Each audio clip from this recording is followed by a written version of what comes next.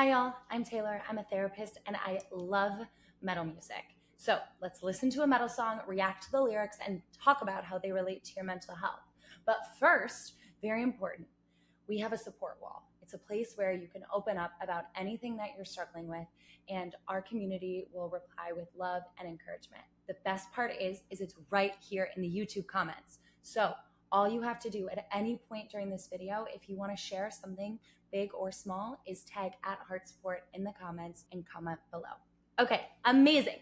I love convictions. I think they're some of the best humans ever.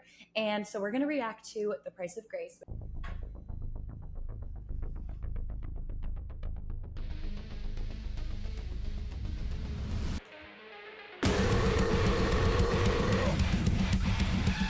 Off to a good start.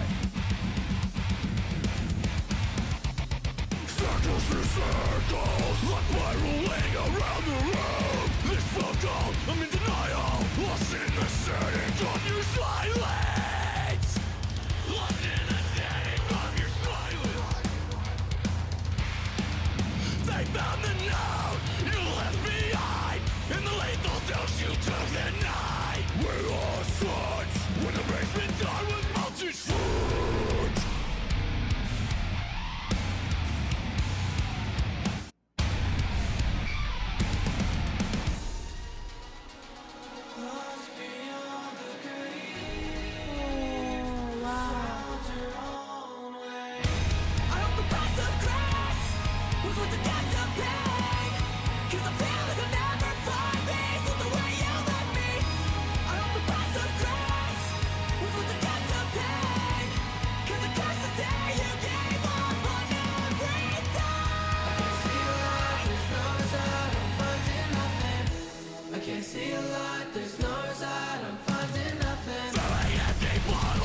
Drinking myself sick, smash my soul to pieces, shattered glass beneath my chest. Malice fills the void. Malice fills the void. How could you leave your family behind? You embraced your demons and gave in to suicide. You deserve to survive.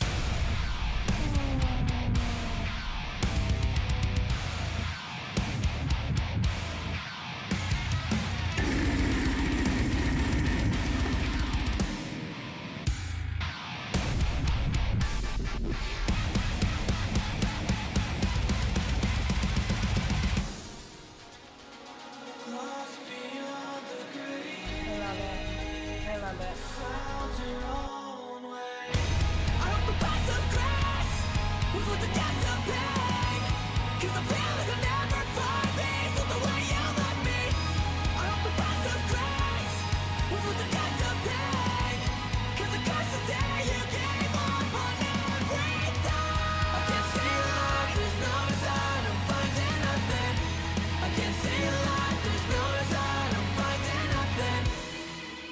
Hey man, I know you may not ever get the chance to hear this, but just wanted to tell you that I love you. One last time. I've never felt so alone. I don't know why you did it. Didn't you just say something? Why didn't you just warn me? Can't even go back home, because you're not there anymore. You're my brother. I would have done anything for you. I miss you. What happened to brothers forever? You said we'd grow old together. I'm reaching out to the heavens. Can you hear my voice? How can I live on knowing that this was your choice? I will carry your memory until the day that I die. To keep you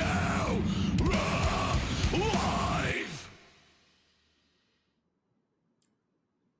Oh my God. Okay, that was beautiful and so powerful and the perfect song to talk about mental health. Oh, that just like the voice note just like knocked the wind out of me. We lost touch when the basement door was bolted shut. Something that commonly occurs with suicidal individuals is they will isolate. They will shut themselves off from their friends and their family. And this is actually a sign of suicidality. And where this becomes really difficult is twofold. One, when they're feeling this way, that is really when you need people the most to help you see that there's another perspective and that there's hope. And two, then when someone actually does die by suicide, the people they leave behind often feel incredibly guilty because of this losing touch. I experience this a lot with my clients who are struggling with the loss of someone who died by suicide. They feel like I wasn't there for them because they weren't speaking with them. And there's this like added burden of guilt that is experienced to an already terrible experience of grief. And if you're feeling this way, I see you. And I just want to acknowledge that isolation is dangerous. And it's also very, very common for people who are in this place because they don't feel like they deserve to have companionship and company and love and care.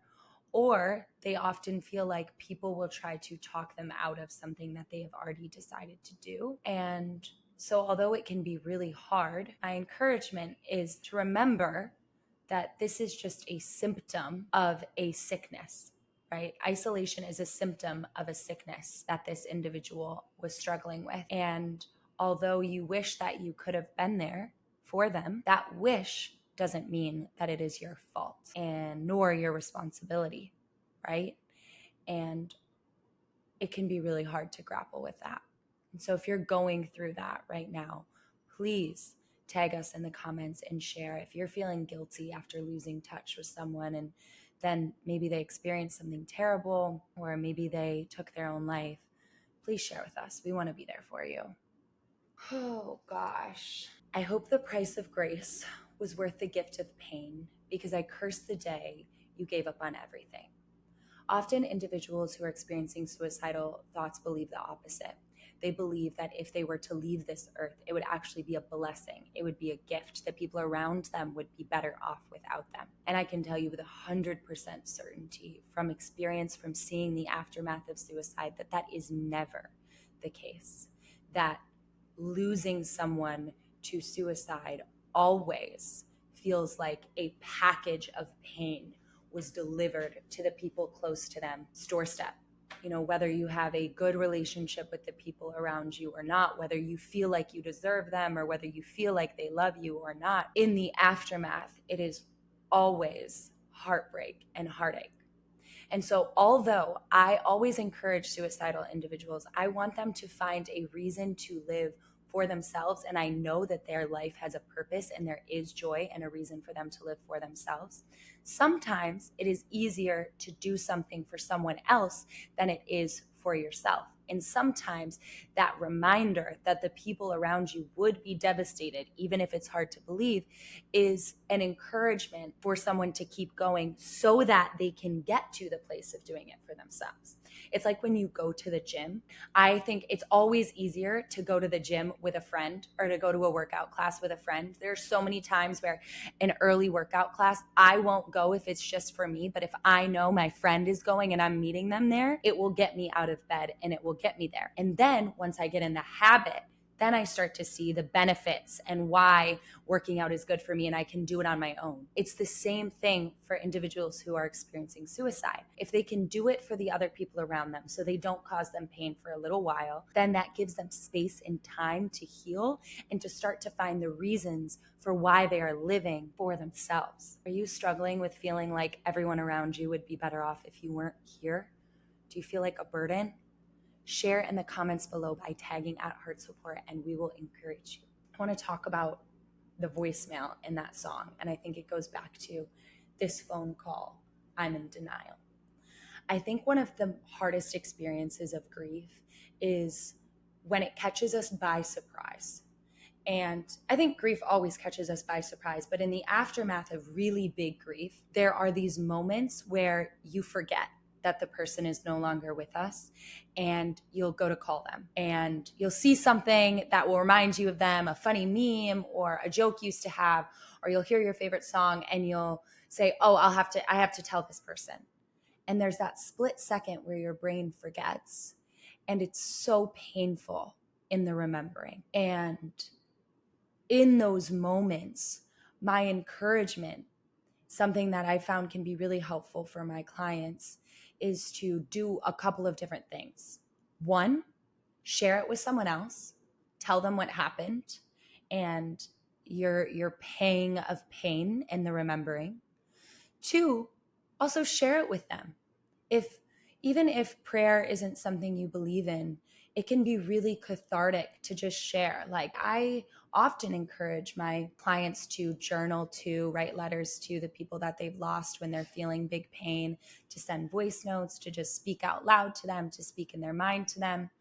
Because when that relationship is lost and that person is lost at the same time, it can be really painful. And so it can be helpful to separate the grief, to lose the person, and then to maintain the relationship in a way through your sharing and your speaking. And then that can slowly start to dwindle too, but it can always be there to support you if that feels like something that's supportive for you. So when the denial comes, when those moments of grief come, finding ways to not just block yourself from feeling the pain and to actually let it out when it catches you by surprise, maybe even leaving it on their voicemail. That can be helpful too. If you're struggling with denial around grief, if you feel like your grief catches you by surprise, share in the comments by tagging @HeartSupport and we will encourage you.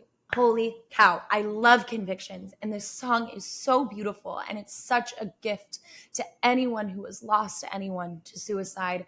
And I hope that it brings you peace and healing and feeling like you're not alone if you've lost someone that way. And if you're feeling that way, I hope that I can remind you that you are here for a reason. And please stay. Please stay. And if you're not sure why you should stay, or you feel like the world would be better off without you, or you just feel like you can't do this anymore, please comment below and let us encourage you. I love you. And I'll see you next time. Mwah. You deserve to survive!